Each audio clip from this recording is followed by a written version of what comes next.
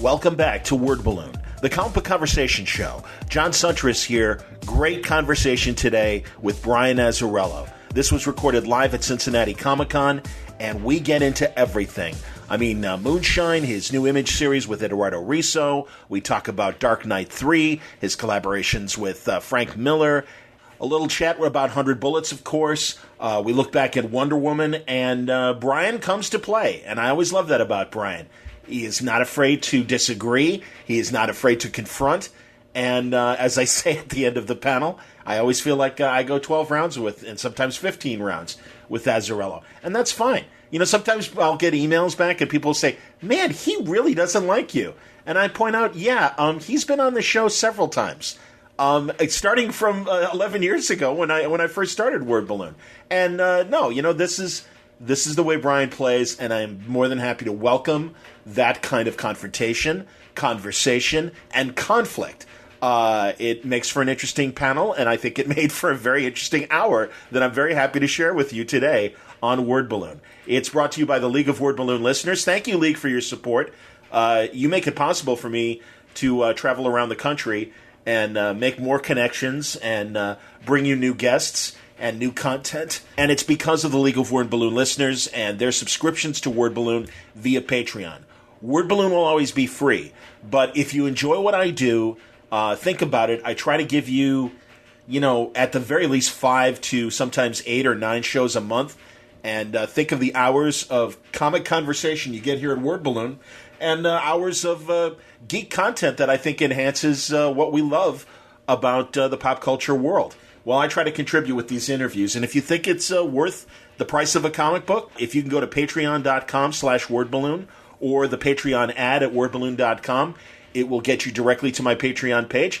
And if you got the scratch and can help me out, thank you very much. So thank you to the League of Word Balloon listeners. There are new members every month, and I appreciate the support. Word Balloon is also brought to you by InStock Trades at InStockTrades.com. Man, I am looking at some fun stuff that is available this week from InStock Trades. Things like the Doctor Strange Epic Collection Separate Reality is 50% off. It's just $19.99. How about the Son of Satan Classic Trade Paperback? $50 off, also $19.99. Let's get into some Brian Azzarello product at InStock Trades. There are collections of 100 Bullets, including Volume 8, The Hard Way, one of my favorite ones. Willie Times, the amazing trumpeter who comes into contact with Agent Graves. This one is 45% off, $9.34. You can get Superman for Tomorrow, Volumes 1 and 2. The trade paperback for Volume 1 is 45% off, $8.24. There are several volumes of Loveless, including, right off the bat, Volume 1, Akin of Homecoming, is 45% off, only $5.49. Volume 2 is $8.24. Dr. 13, Architecture and Morality. Brian Azzarello and Cliff Chiang, way before Wonder Woman, they did this incredible, very funny story that poked fun at the architects of what was going on at DC and some of the characters that weren't going to make the cut once a reboot happened. A very, very funny story. 45% off, much funnier than the way I just described it. $8.24. Just the tip of the iceberg when it comes to the many pages of Brian Azzarello product you will find at InStockTrades.com. Okay, this conversation took place about 6 weeks ago at Cincy Comicon, and it was all about 100 Bullets that weekend. There are 3 Azzarello panels, but I want to space these out because they're great. The next one I'll present will be the 100 Bullets panel with Brian, Eduardo Risso, and Dave Johnson. Tremendous conversation. But I wanted to focus on this first part with Brian. This happened after our Killing Joke press junket, and in fact, we talk about the reaction to Killing Joke, the reaction to Wonder Woman, some of the other controversial stories that Brian has done in the past, and it's a great opportunity to follow up on that press junket at the Killing Joke with this conversation now that the movie's out, and we've heard some audience reaction. It's good stuff, man. I'm telling you, Brian came to fight, and that's okay. Because you'll hear it. I mean, we also, acknowledge and reconcile as much as we get back to blows during the whole hour. But it's a very fun conversation, and I'm happy to bring it to you now. It's great to welcome back Brian Azzarello to Word Balloon. John Suntress here, the host and producer of the Word Balloon podcast. You can find it at wordballoon.com. And it is always my privilege to speak to interesting creators who have a great perspective on what they do. And this man is no exception. Literally one of my very first guests on Word Balloon, because Word Balloon originally started as a documentary, a video documentary. And me and my videographer bugged Brian Azzarello and talked about 100 Bullets, and he was ridiculously candid. So literally, when I started wordballoon.com, one of my very first guests was the person sitting next to me, Brian Azzarello, ladies and gentlemen. How'd you manage to stay in business? 11 years. I got the lights are still on, man. Yeah. You are all over the place, man. Not only doing what I'm sure some people Like are crap. No, it's all good. Along with Dark Knight in mid-production. But I love a lot of the creator-owned stuff that is currently out and coming out. In fact, today, I don't know if you guys saw online, there's a cover for a project that's coming up featuring the 100 Bullets team. No. Or just you and Eduardo? Yeah. Okay, excuse me. Sorry, Dave's not part of it. No. Okay. Captain Surly will at least acknowledge that Eduardo Risso is with him on a new image book, Will Dennis editing, Moonshiners. Tell us about Moonshine. Oh, I'm sorry, Moonshine. Captain Correction. Thank you. Tell us about Moonshine. It's a werewolf story set in Prohibition. So there's gangsters and illegal alcohol and werewolves. But this is like hence the title Moonshine, not only for the werewolves, but For the booze. yeah. So these are like, the mountain men with the Federalists and all that crap, right? Well, yes, but we're keeping sort of the Federalists out of it. They get killed right off the bat. So it's more about the gangsters. One gangster's coming to really maybe He wants the booze. It's this guy in the hills is making the best moonshine that anyone's ever tasted, and the boss in New York wants it. So this guy goes down to negotiate a deal, and that's where our story picks up. Where did this idea, how long has this been gestating? Not too long. Really? No, it was just, I'm doing another series now called American Monster. I wanted to talk about that, but please. Okay. That's kind of like taking a Frankenstein story. I was approaching sort of these universal monsters and saying, how do you kind of revamp them a little bit, without being too overt about it.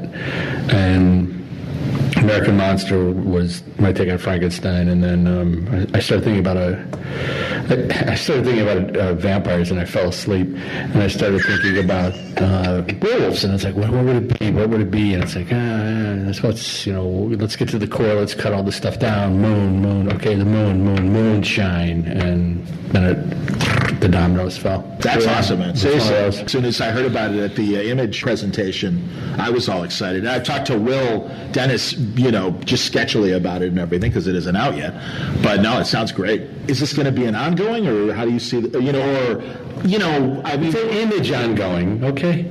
Yeah, okay. But no, honestly, those things kind of, they take their breaks, but they keep going. They do, but honestly, and I was just talking about this with Rick Remender about other image books, and I want to hear your opinion of it, because 100 Bullets was luckily supported by a publishing outfit because your trades did so well, and because you're like, hey, I want to do this 100-issue story, they stuck with you. I think a lot of people now that are at Image and doing creator-owned books have that sustainability problem after a certain amount of story arcs where it's, okay, how long are we going to go? When they run out of ideas. Okay. Well, and some of these things go on too long. Maybe, there's some people who probably say 100 Bullets went on too long. No, I think a lot of people would. You guys managed to find great story arcs from start to finish. DC wanted us to, Did they want you to stop earlier? No, are you kidding? They said make it 120, 150. However many bullets you want, you can have them. But we said no. Okay. I don't know. Right now? Yeah, tell me about right now. I don't know. I don't think I'm talking to the audience. I don't think you guys have very long attention spans. You're all agreeing with me. It's like, Well, no, it's true. We're going to cut this in 15 minutes, so it's like, yeah, we're done. No, but it really is. I mean, because that's the thing. Morning Glories, Nick Spencer's Image series, great idea. But, when you get to issue 62 or whatever, it's like, all right, I don't know. When is a good time to stop? So do you keep that in mind with certain stories? Well, I haven't spoken with him. I don't know if at issue 62, if he ever meant it to go that far.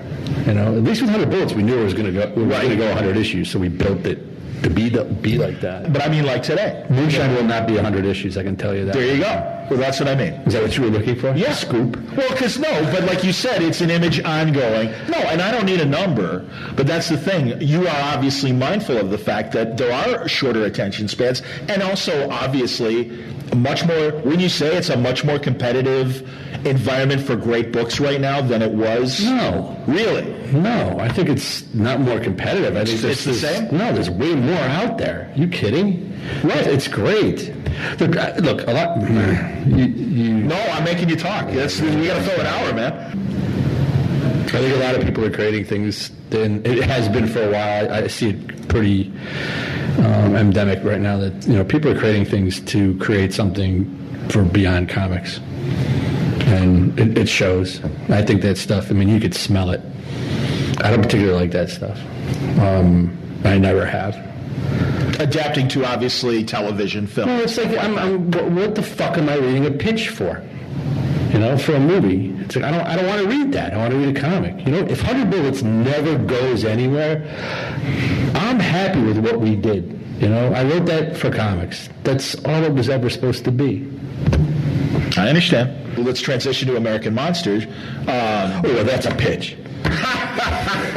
No, you just wrapped up your first arc. Yeah. First of all, honestly, I think there's a lot of really great ideas over at Aftershock. I think it's really cool. It's a good place to work. Is it a good experience so far? That's great to hear, truly. Yeah. Excellent. Because you're literally the first Aftershock creator that I've talked to. So, I think everybody's pretty happy over there. I know I am.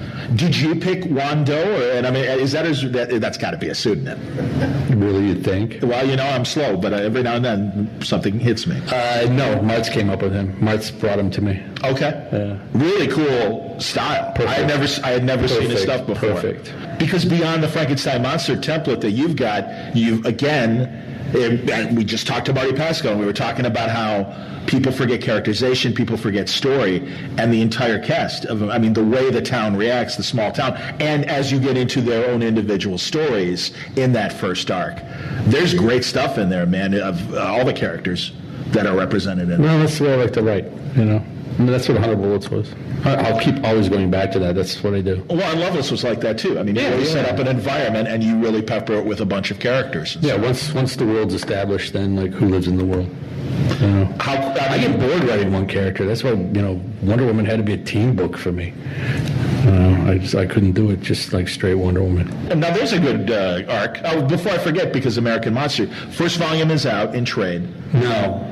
Not yet? No, I think it's coming out. Okay, because I saw it on the website solicited, so maybe that was my mistake not seeing a date. Yeah, it's not till... Is 6 out yet or no? It's only a 5-issue arc. Are you going to do it like Image, where you're going to take a few months off and then come back to it, or are you going to go right back to it? I think I've been taking a few months off on that book consistently. Stop it. Stop it. You know what I mean. I know. It's late a lot, and it's because it's me. All right. I want to get it right. Before we talk about Wonder Woman, because before I forget about it, Filthy Rich, the Vertigo graphic novel that you did, Victor Santos? Yeah. Man, I love his, we're not talking about you for a second, I'm going to talk about him, his spy books. What am I doing on this podcast? No, I'm just acknowledging, because I'd only known him from Filthy Rich. Yeah, is you mean like Polar? Yeah, Polar is exactly what I meant. Fantastic. Oh my God. Yeah. It's incredible. So yeah, if you know Filthy Rich from Victor's collaboration with Brian, holy cow! And I remember Dark Horse is putting Polar out. Yep, yeah, it's really excellent. Great. And there's 3 too. Yeah, 3 of them out. Fantastic, unbelievable stuff. All right, back to you. Ask me a question. Wonder Woman. You got a lot of backlash back from your Wonder Woman run. And so what? Attaboy. That's what I wanted to hear. Good experience? Yeah, it was great. Cliff, obviously. Yeah. Who was your when Cliff couldn't do it? Who was the other artist? Tony first, and then that's right. Tony Akins. Yeah, Tony Akins, and then Goran Suzuka. Very cool. Yeah. I enjoyed the New Gods being part of it, and I had no problem with the Amazon thing because I'm a Greek guy, and I kind of appreciated what you did with the mythology, man. Whatever. Yeah. I don't know why you fucking bring up the negative shit, man. No, I'm just saying, well, you guys experience it, and that's, it's your like, response is good. When I watch, so for some reason, in comics, you feel like you have a license to do that. And when I watch, somebody in film being interviewed, they never bring up the negative shit, or novelists, or anybody. They never talk about it. It's like you guys always invariably bring up the bad shit. I'm happy to have this discussion. It's not just you. That's what I'm saying. No, and I understand, and that's cool. Yeah. Hey, dude, I mean, I'm glad that we're talking, but no, honestly, and I don't mean that.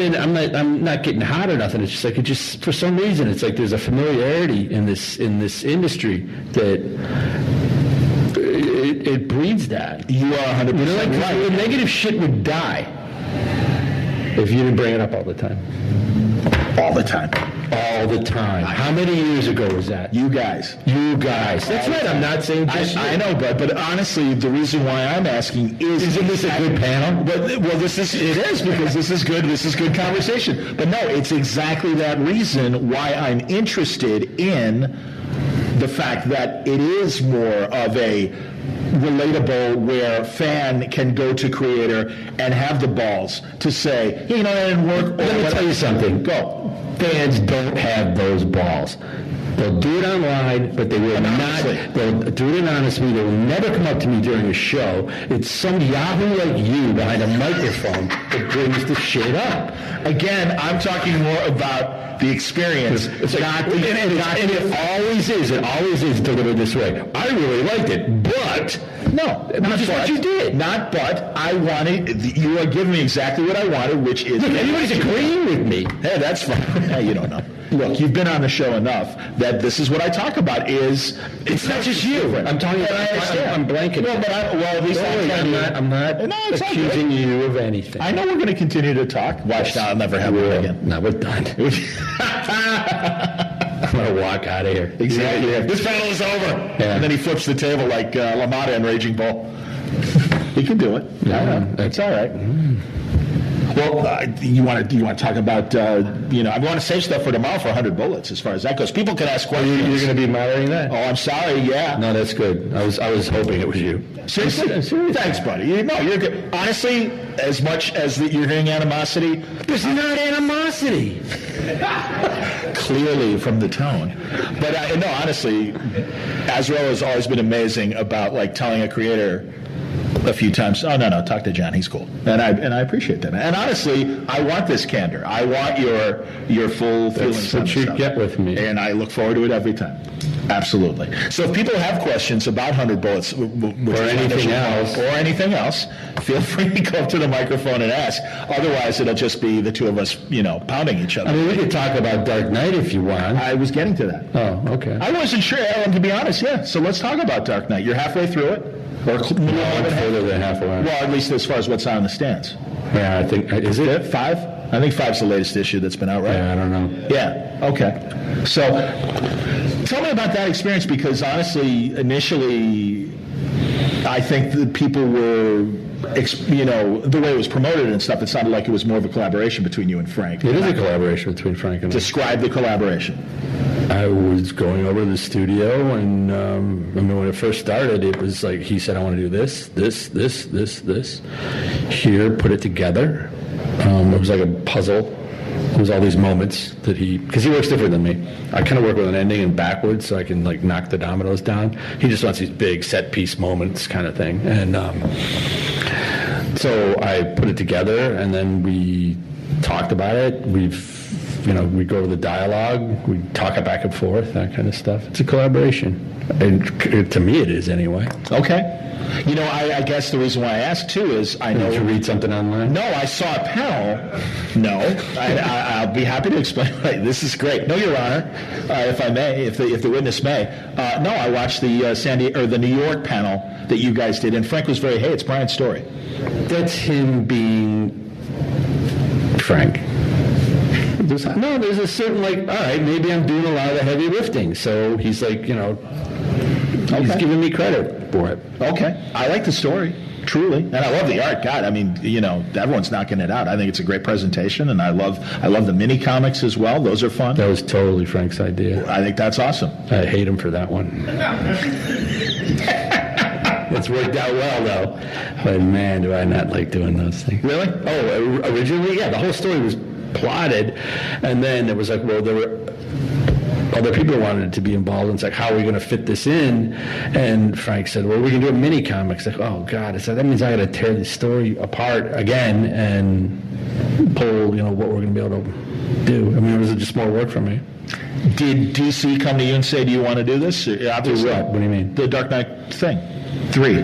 They came to me and said Frank wanted to talk to me about something. Oh, cool. Cool. That's great. Yeah, so. Was there any kind of hesitation? Nope. Awesome. None at all. You want to talk about things you turned down? No, I don't talk about negative stuff. Okay. Well, not negative, that you just didn't want to do it. Oh, God, there's so much.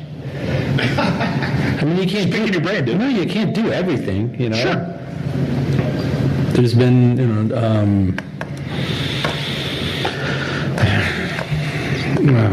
there's a lot, Like I said, you can't do everything. Some things that are pitched to me, it's like, I have really no desire to do it. Okay. Well, I'm at the point now where I get to do what I want to do. Sure. Which is, that's nice. Has it been a pleasant experience working on Dark Knight 3? That's been hell. No, it's been great. Yeah. It's really been great. Had you ever worked with Klaus before?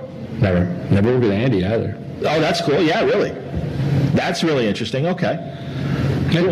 And but reasonably seamless in terms of collaboration and everything? It's been really, really, really good. I'd say maybe once every 6 weeks, the 4 of us all get together. It's been good. Really good. You do it live, or you just do it on the phone? Or No. We didn't do anything on the phone. No, you're going out there. Cool. There you go. We're all meet in the studio and Tell me about The Killing Joke. I saw you in San Diego on the press junket and stuff. Right. And the movie hadn't come out yet. Right. Movie's out now. Right. You do a full half hour or so, about 20 minutes, maybe one act. That's original beyond the adaptation of Alan Moore and right. Brian Boland, if I will, and everything. Mm-hmm. There's stuff actually added to the adaptation that wasn't in it, but we needed more. It wasn't long enough. Okay. When we broke the story, it was like, this is 35 minutes, and they couldn't do anything with 35 Sure. minutes. Tell me about that first act, because obviously you took a risk from an audience standpoint of putting Batgirl and Batman together. That hadn't been done before. Right. Talk about that. It hadn't been done before. That's all I have to say. And I think it works. I still think it works. It's not...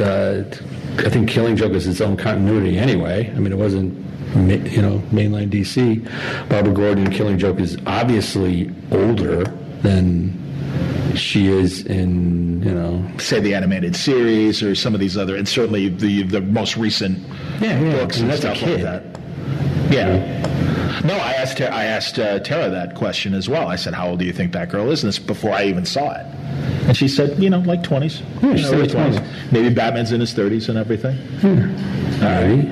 Okay.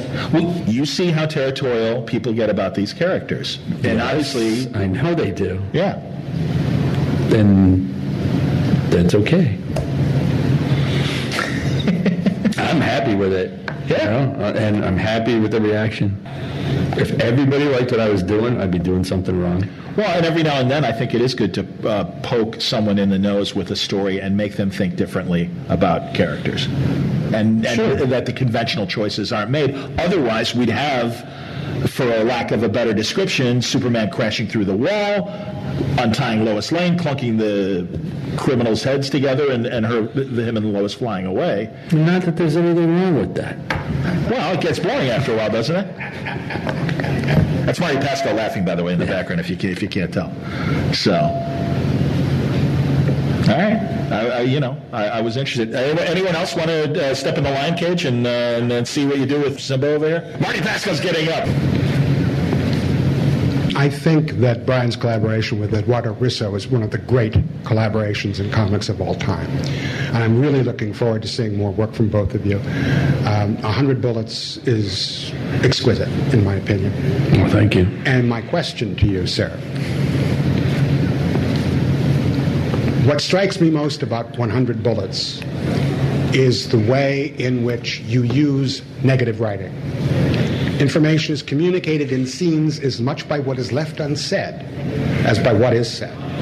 And you have to have an artist who knows how to deliver that. And I thought you had that in Eduardo. So my question to you is, did anything about your approach, anything about your sense of style, change in response to what Eduardo was doing? Because it seemed as the series went along, you were writing more and more to his strengths, relying, I mean, if you were working, I don't know how you were working, whether it was plot, dialogue, it was full script. Plot script. It was full script. Yeah. Okay. So you were taking some chances, knowing that he could deliver the goods. Because it's subtle, it's not explicit. The expository scenes are charged with drama. Do you feel that you were able to do what you were able to do because you knew you had an artist who could deliver the goods? And did the nature of your relationship change and grow over time? Yes, it changed and grew over time. But originally, the reason it reads like it does is because he didn't speak English and I didn't speak Spanish, and we were having it translated. So I had to make the scripts really brief, and I was like, I got to make sure that what these characters are saying, it's like really like right on the money, and leave what I'm leaving out. Hopefully, people will understand by the way it's being said, or that kind of stuff, or the situation. Well, then that makes the collaboration all the more remarkable. And so now I'm curious. In response to the art, did you do much rewriting? No. If anything, originally, no. I was taking stuff out. Because when I started that, man, I was pretty,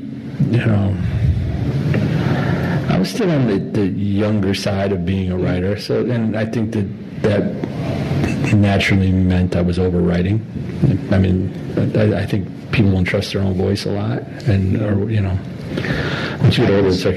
But that was your baby, and of course, Karen left you alone, pretty much, right? Yeah. But it was like I would like, and plus the art looks so good. It's like, gotta get that balloon out of the way. It's like, shut up. I'm not getting paid by the Lord. Thanks for the read. Yeah, you're welcome, Marty. Thank you. Was Karen editing or was Axel editing? And originally, yeah, it was Axel. Okay, no, Karen never edited this book. Okay, no, honestly, the only reason why I'm asking is I want to know too, because I've asked Will Dennis this recently. The transition to Will. Was Will assisting Axel, and was it a smooth transition? Well, I know you guys work together a lot, and that's why I'm asking. Yeah. Tell me about that. No. Well, let's see. How did that go down? Axel's assistant was Jenny Lee. Okay.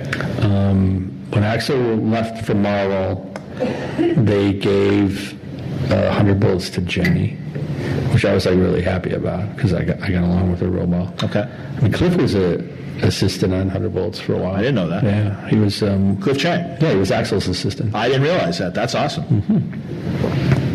And then Jenny abruptly quit like 2 days after she was given the book. Wow. 2 or 3 days, maybe a week. I don't know. It was really fast. Completely unrelated, or was it, hey, I don't know if I can do this? I can't do this book. I'm quitting. I'm leaving DC. It was politics. Okay. Yeah, anyway, she quit.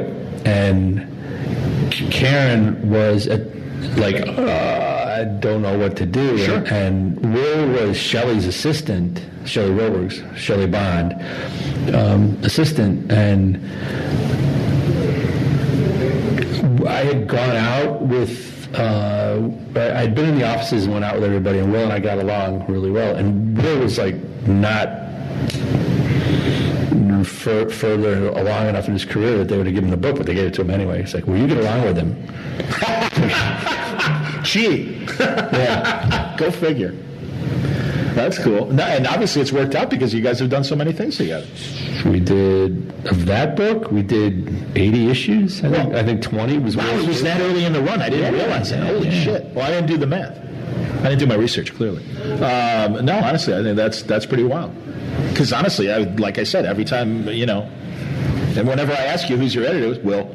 Loveless Will. Yeah. So Filthy Rich Will. Will. Yeah. Moonshine Will. Yeah. Who's editing you at Aftershock? Juan. Oh, really? No, it's... well, who knows? It's Martz. It is Martz. Yeah. Okay, cool. Mike and, Joe Pruitt's pretty... Yeah. And did you get in through Martz or Pruitt in terms of... Okay. Joe called me. That's cool. No, honestly, man, I really, American Monster, if you guys like Loveless, I would say, and the world building that Brian does, I would say check out American Monster, because it's pretty brutal, that book. It's funny, but it's pretty brutal. It's an R-rated book. Yeah. Yeah, it really it totally is. Maybe even NC-17. I would agree. Yeah, no, there's sex in the book and stuff, and inappropriate sex, and you like that? Which appeals to this audience. It's a foreign word, sex in comics. But isn't it freeing? Because I felt that way about with Filthy Rich as well. Isn't it great that the market is at this point? I mean, it always was. You can do dirty comic books. No, but there are no filters. You don't have to worry about. But there are filters. Well, there are publishers and people that will say, well, I don't want that in the book. But yeah, you tell me as a creator, what filters do you have? It's all about the story, I think. But you can make that choice yourself, or an editor can tell you no. How often in a creator-owned situation is it someone else telling you no? I mean, I think that I'm always sort of like, I kind of let HBO be my, that's the line to cross. Okay. I think American Monster it's crossed the line. It went beyond that HBO line. I think it has. You're okay with that? I did it. Yeah. Well, there you go. Well, there you go. But you've even said there's a line that maybe you know. Well, I think like for everything else, it's like definitely Vertigo was like HBO. Just keep it at HBO. Sure. That makes sense. But now that I'm not working for Vertigo, it's like, well, where can I go? It's like, let's see what's on the other side of that line. Let's go to Skinamax or whatever. It's better than Skinamax. Yeah. I don't have Skinamax. It's deeper. Although I'm excited for Max Collins' Quarry TV show that's coming up on Cinemax. Oh, I didn't know that was his. Yep. Jeez, it doesn't look anything like his. Yeah, that's his paperback character. Yeah. And Bendis, he's got Scarlet coming up on Cinemax. Really? Yeah. Man, I should pay attention more. I don't. Seriously, what do you read? I don't even know what you read, comic-wise. What do I read comic-wise? Yeah. I like Paper Girls. I like... Cliff's book, yeah. Brian Vaughan. Southern Bastards. Absolutely. The Jasons, absolutely. Yeah. Aaron and Latour. God, there was this Barbarian book. I can't remember what it is. The art's great. It's from Image, too. It's some big dude with an axe. The art's really good. It's kind of cartoony. Surgeon X. What? Yes, Headlopper. Thank you. I knew somebody would know. Nice going. Surgeon X that's coming out from Image. Karen's thing, yeah. That's pretty I'm cool. excited for that. Yeah, I'm really interested to see that. Very cool. Yeah, like those Vertigo days, and maybe, again, because it seemed like that was the place where creativity really took, comic creativity went to another level and stuff like that. And you were part of that first wave of Vertigo and stuff. No, I wasn't. No?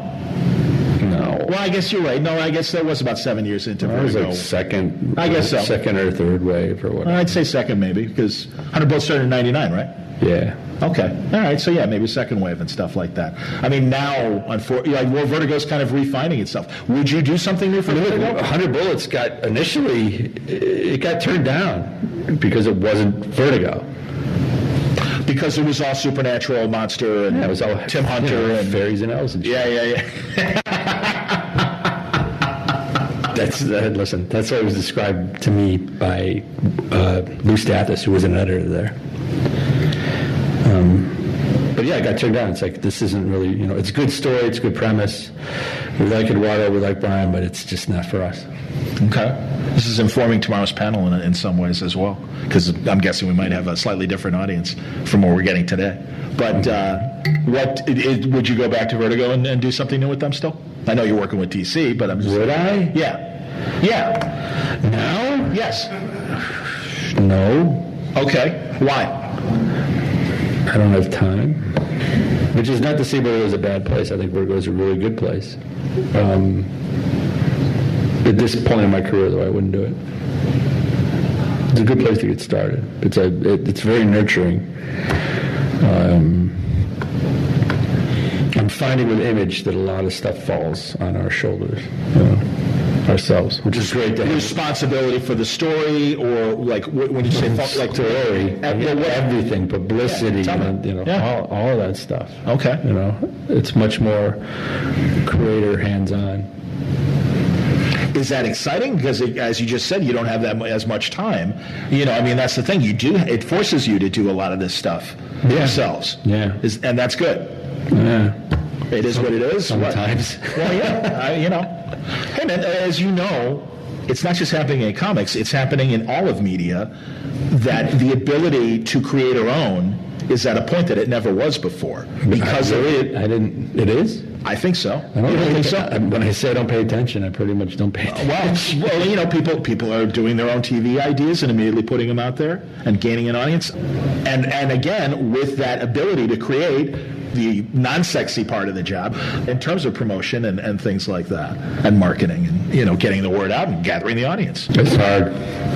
You've got your core, though. You've got your core readership that follows you, would you say? Yeah. Okay. And it's enough that the publishers are happy with the audience that you bring? Well, I think so. Well, okay. Still, yeah. Well, like in an Aftershock case, obviously Image is your own thing. You guys, at the end of the day, it's going to be what you guys do and however it does. Yeah, I guess we'll find out what our core is. Sure. Okay. Any other questions while we're chatting? Yeah, please, folks. And if it's more than this gentleman, line up. I like your Spider-Gwen shirt, by the way. For tomorrow. I like your Browns hat. That's a good one. Gotta love the underdog. For tomorrow is by far, at least in my top 2 favorite Superman stories of all time. What's the other one? Top 2. Okay. I consider it Superman. So, is there any chance you coming back and doing a Superman story? Yeah. Yes. Other than the Dark Knight Miller version of Superman? Yes. Okay. Yes. Awesome. That's all I want. Is that a hint of a possible future? Yes. Fantastic. Just want to say I'm a big fan of your Wonder Woman run. Thank you. No but with that. Actually, that got me into the character, so I do want to say thanks about that. Also, obviously, 100 Bullets, that's legitimately probably my top 3 favorite comics of all time. What are the other 2? I like it. You set me up. Scalped is up there. Fantastic. Scalped. I also love Long Halloween because that got me into comics in the first place. But my legit question, have you ever gotten so attached to a character that you have a hard time doing something terrible to him, whether it's killing him or maiming him or whatever? Oops. No. No, usually the characters I especially in 100 Bullets, along the way, the characters that I did become attached to, I knew were going to die. And I think I became attached, and it's they need their moment. They need something to make them Memorable. relevant, so that when they die, it means something. Yeah. You know? Okay. Thank you. Yeah. I'm interested because now you're writing Superman currently in the Dark Knight world. What do you think of? While the New 52 was going on, would you have gone back to that Superman and that portrayal of Superman? What Superman? The one that died at the end of, or just recently, I guess. Superman's dead? Well, don't be silly with me now. Come on, you know what I'm talking about. I don't. All right, well, I'll explain it to you very quickly. Well, no, they rebooted the character with Grant and Rags. Okay. Back to the beginning. Right. They did make it. When he wore jeans. Exactly. And that was just the start. But he was he was younger. He wasn't the father figure maybe that Superman, I think, represents in a lot of ways. It felt like a different Superman than the For Tomorrow Superman. Okay. And in fact, numbers dipped because they did kind of change the makeup of Superman. The current version of Superman in DC continuity is the Superman of post-Crisis on Infinite Earths and pre-Flashpoint that married Lois Lane, that is a father. He's married again? Oh, yeah. Well, and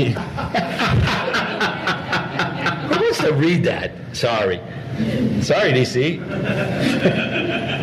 Well, do you think? Well, I would say a lot of heroes are partially strong because of the cast of characters around them. They seem to push Lois away in that New 52 version of Superman. Well, they couldn't have her hanging around when he was. Oh, come on. He was involved with someone else. Well, but you know what I mean? They did. They set up a different relationship. Well, exactly. Now, how much did you do with Wonder Woman and Superman in your run? Not much. Not at all. Why not? Because I didn't want to. Wasn't interested. You weren't interested in that story. No, not at all. Personally, I don't think Wonder Woman would have anything to do with Superman. I think she's a lot cooler than he is. And there's there's other guys that she would have, well, if she were going for a guy, which is still...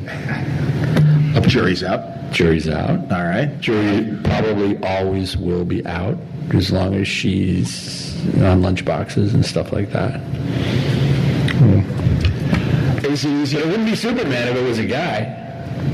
She might, Who would you see her with if you had any? Obviously, if I would have had my way, it would have been Orion. I was going to say, okay, yeah. All right. That's cool. Makes sense. Two gods basically getting together. Well, plus, he's an asshole. Do you think that worked with when they did Batman and Wonder Woman together? Is Batman enough of an asshole for Wonder Woman to like? No. What's wrong with that relationship? Batman. Too messed up? Too messed up for Wonder Woman? Yeah. I don't think Batman can have a relationship. It's not... He doesn't have the time. It's not anything that really... that's... You're taking away his psychosis if you give him a girlfriend. Sure. And I do wish that he would. Well, I don't wish. If I were to be writing him regularly, I would have him dating as Bruce Wayne tons and tons of women. Because that's part of the millionaire playboy. That's the playboy part of the millionaire playboy. Sure. They really don't play that up very much. No. That's part of the costume, I agree. Yeah, and I've even had... There'd be a lot of nooners, but he'd still be doing it. No, I had that conversation with Rucka, and he said that there was a lot of pullback from DC editorial to really let him be the millionaire playboy that he would be, as he's perceived, at least from the cocktail parties and Bruce and all that stuff and everything. So I love, yeah, you know what, right now, the way they play him, it'd be like, he's a millionaire playboy. It's like, he's gay, he's gay. That's all these women would be saying because, he'd be like all flirty with them and then he doesn't ever follow through. Okay, that's true. That's a possibility. I love the fact that, honestly, every time you've had Batman, you've found different things to say to him, about him, whether it was in the Wednesday Comics run or your short for Gotham Knight, which I love, and his phobia of guns was really like kind of shoved in his face the way that it was. Broken City, I didn't know what you were certainly. talking about. And it's like, that cartoon. Oh, yeah, that one. I know, it was a long time ago, but seriously, it's one of my favorite Batman stories. Really? Yeah, it's short, but it's short and to the point, man. You had 10 minutes to do that story, basically? Yeah, something like that. That was awesome. And more questions, folks? Again, I'm going to blather if not. I mean, nobody wants that. Because, monosyllabic over here is, only got so many things to say. Is there more creator-owned stuff coming up? Probably. Well, obviously, I'm sure eventually, but are there new ideas that we'll hear about in 2017? No. No? Or maybe. Okay. I don't know.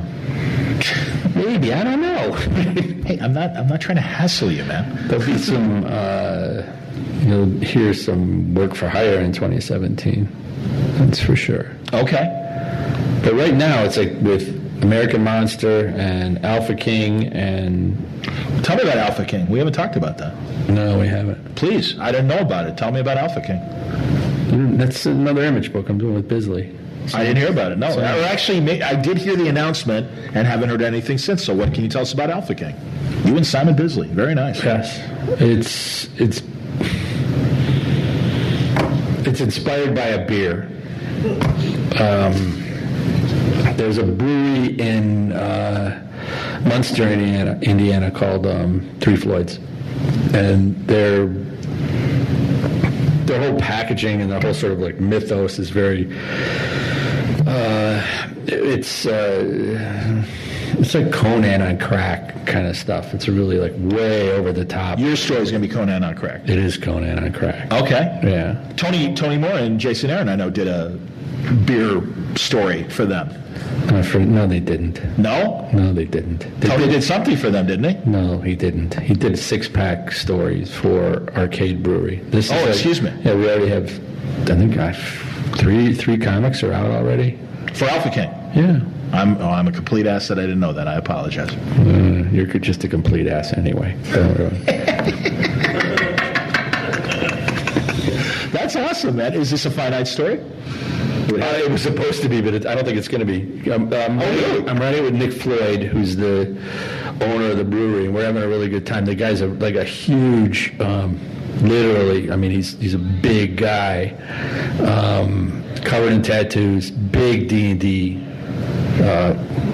player. Like they play, I think, every week, and he's got all these sort of origin stories for these characters, which, he names his beer, after these characters. Alpha King, Dark Lord,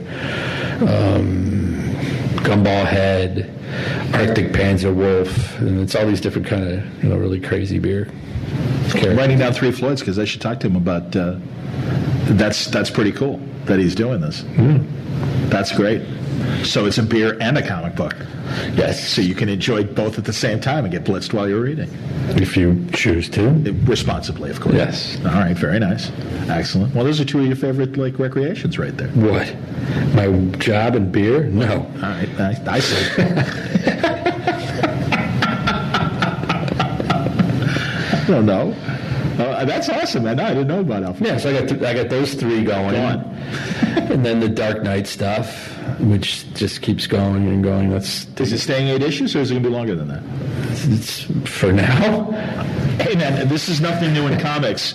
All the time, sometimes at some companies, midway through the story, I need another issue. We're making another issue. If we needed another 50 issues, I'm sure DC would say take them. Sure. Yeah. So it's staying 8, though, for now? I hope so. Okay. Where are you in the project? Where am I? Yeah, have you finished writing all 8? Are you still writing? No. Do you? How far ahead do you get from your artist? Not too far. Okay. Especially with Dark Knight. Why? Because the nature of that thing, needs to be topical. I mean, what we're trying to do here is, Frank was able to react really quickly to what was going on in the world when he did Dark Knight 1 and Dark Knight 2, mainly because he was working by himself. So he's writing it and he's drawing it. So you can change stories that way, pretty much on a dime. And to be able to have that approach, I can't work too far ahead of Andy. We got to be real kind of like close to the bone. It feels like in Dark Knight, the dynamic between Batman and Superman has changed a bit, and certainly at the end of issue 5. What happened? Well, that's when the Kryptonite rain is happening and to weaken the Wasn't that cool? Fantastic. It was. That was a great idea. Kryptonite rain. Yeah, synthetic kryptonite. You took it one more level, man. That was a blast. That was great. And it's great to see then that, you got Superman in the armor standing next to Batman. It seemed more of certainly in the first story, the original Dark Knight story, Superman is obviously still working for the government, and doing it with some regret, and has to face that moment of stopping Bruce and everything when he feels like Bruce is going too far. Second story, relationship changes again a little bit. I think by the time we're done with this issue, or with this series, that Superman's image, at least in the Dark Knight universe, will be rehabilitated, I think. Frank feels like he was a little harsh on the guy in the first one. That, and also All-Star Batman and Superman, where he kind of, really was like Batman's... Well, he wasn't... Batman wasn't nice to anybody. Right. He's the goddamn Batman. Yeah. Where is, without revealing story, where do you think Bruce's mind is in this third story? Because right now he's still kind of this force of nature. We don't have the inner monologue that we had in the first. Not as extensively. Yeah. No. And I don't want you to spoil, but can you at all talk about where he is in the universe at this point in his career? He's older. Yeah. But he's older, and he kind of realizes he's older, and Carrie's surpassed him. He realizes she's smarter than he is. He's not the. Has it been fun playing with Carrie? Yeah, it's more fun playing with Lara. Tell me about Lara. I was going to get to that. Yes. Well, she's a good character. Well, she's a random. Yeah, she's kind of the random force in there. Yeah, she's good. She's Superman without Kansas. Okay, and susceptible to wanting to maybe learn more about herself, and maybe that's why she initially. She's a teenager, yeah. So she aligned with the Kandorians in that way. And everything. She's looking for what am I? Very cool. Any other questions? No. Let me look at the time. It's fine. I could spring you if you want. I don't know. Do you guys need sick of hearing what I have to say? Ted's got a question.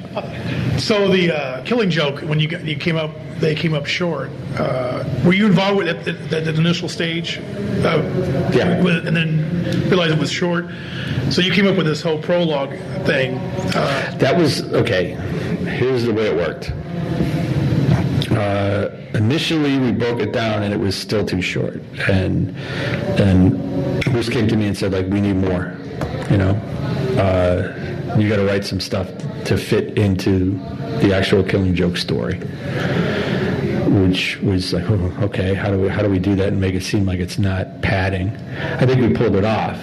I think. It is. For I'm an old fart fan, and I watched it, and I had no clue that wasn't even going to start up. I go, well, this is interesting, and then I oh, wow, and I didn't really. I wasn't. I know there's a lot of buzz. I think on the internet, probably a lot of fans upset but I thought you were bringing a whole context to the. If you read it, now that I look back at it, if you just read it cold, it's like, well, who is she? What exactly? Barbara? Yeah. In the Killing Joke? Yeah. She makes cocoa, she gets shot, and she cries in the hospital. Exactly. That's what she does. So and then there's naked pictures of her in a circus. So I assume that's what you. Was there any resistance from the powers that be when you came up with that prologue, the whole first? Yeah, album? that's a good question. No. No, If really. anything they said, like, you're going to get a lot of shit for that if we could do this. And it's like, well, let's get some shit. You know, I think Bruce had some experience with that. He did some sort of, I think there was something in Batman Beyond, I think is what he told me, that there was some sort of like talk that they'd had a relationship, and fans screamed bloody murder. So he knew what we were getting into. Sure. Yeah, very interesting. I thought it was fascinating what you did and try to understand it, but considering it's such an iconic story. Yeah, and I didn't want to. We got it to about 45 minutes originally. This was going into production. Oh boy, it was going to get greenlit the Monday after Watchmen came out, and Watchmen failed at the box office. Mm-hmm. And they said no. No one's ready for R-rated superhero. Which this was. I mean, there was no way we were going to pull back on it. So it got like shelved. And then when they brought it, or they approached me about doing it again, it was like, well, we want to do, it's not going to be, they were going to sell it like at a cheap price. It was just going to be The Killing Joke. It's like, no, we want to do it like a regular, one of these DVDs that we're releasing now. So can you do something, a prologue for it? And I said, I don't know where to expand. And somebody mentioned, well, you could tell more about Joker. And I'm like, no, you really can't touch Batman and Joker, and because their story's already there. So, well, Barbara doesn't have a story. We should give her one. Moore has problems with Problems. Well, again, I'm putting it. All right, fine. Well, you can just stop right there. That's true. Moore has problems. Moore has problems with the way The Killing Joke turned out. He almost disowns it in a lot of ways. He never has anything positive to say about the story. When you were examining it, look, love, another royalty check. Well, there's that. But no, but you know what I mean. Did you find, was it easy for you to, as far as what you had to expand, as you say, within that portion of the story, not the stuff that you added in the front, but you said you had to add more. Yeah, and I thought the stuff with the kangaroo court, that works. Yeah. I mean, it seems like it's just part of the regular story. Commissioner Gordon's reaction, I think that was something that he had a problem with in terms of that right away he was by the book and no, we got to bring him in. It's your daughter that just got raped. And ridiculous. He wrote it. Well, I'm saying, I know he wrote it, but I'm saying when you had to expand on it, did you see any flaws in it? There's flaws in everything, and when you break it down, yeah. I mean, like one of the flaws, and Alan has cited this himself. It's like Barbara Gordon is purely a victim. That's it. Yeah. Okay. And if you don't know, and that was the other thing, like taking her outside of just to like a general mass audience. If you just give them The Killing Joke to read, that's Commissioner Gordon's daughter. I don't think that they have the reaction that people like us, freaks, that know her have when she gets shot. It's just like, they don't know it's Batgirl that's getting shot. Right, if you just read it, that's true, if you were just coming to it. Okay.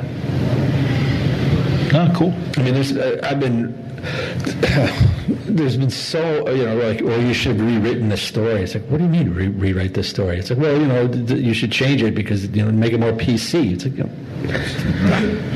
no, that's not the story. Write a new story. That's not my job. She should have jumped at the Joker and knocked him down before he shot her. Put up more of a fight. Yeah, no, that's not the story.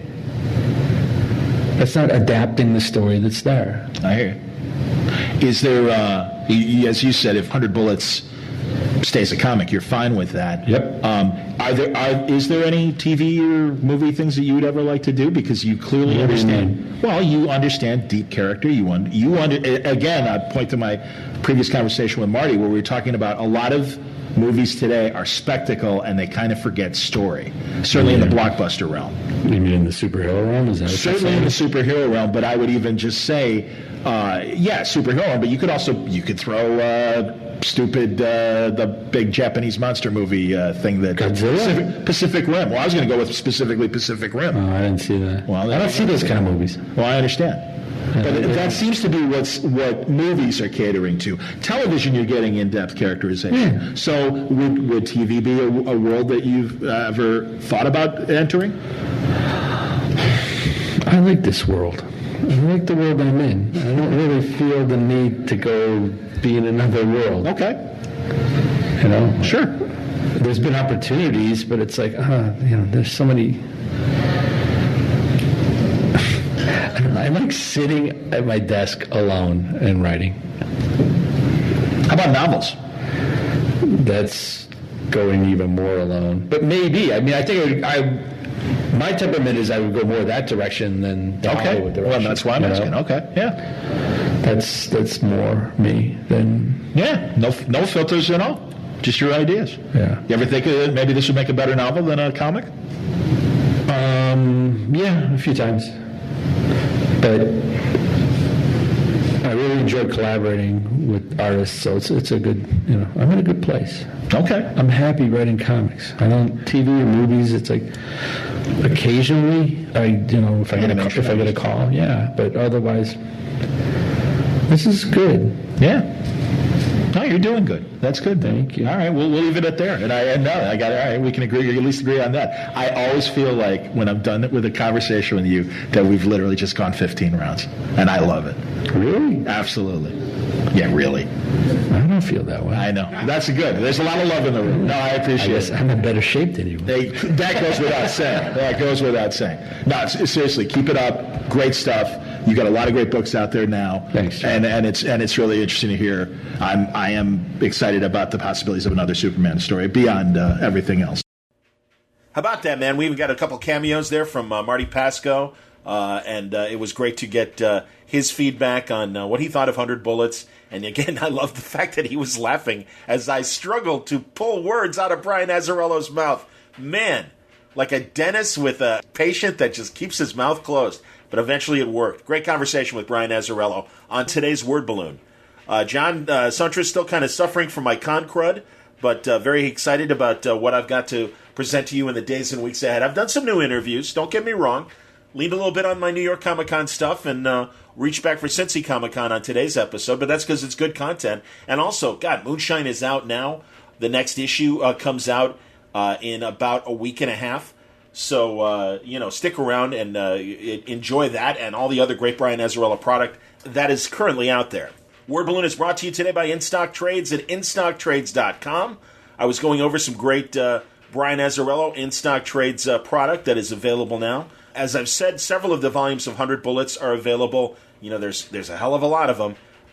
You can go back to things like Volume 12, Dirty, 45% off. It's $7.14.